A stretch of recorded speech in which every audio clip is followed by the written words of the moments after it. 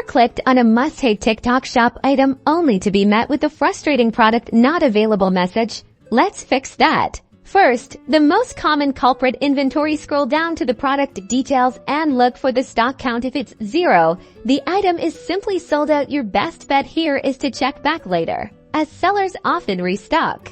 Next, we need to consider regional limitations. Sometimes products are only available in specific countries or regions. Look for any flags or location indicators in the product description or seller's profile. If your region isn't supported, you unfortunately won't be able to purchase it.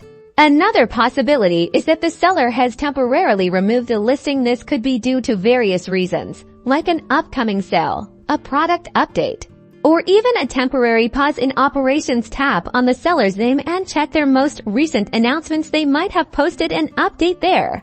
If the product is still showing as unavailable and you've checked inventory and region, it might be an account-specific issue or a temporary glitch. Try clearing your TikTok app cache. You can usually find this in your phone's app settings. After clearing the cache, restart your TikTok app and try viewing the product again.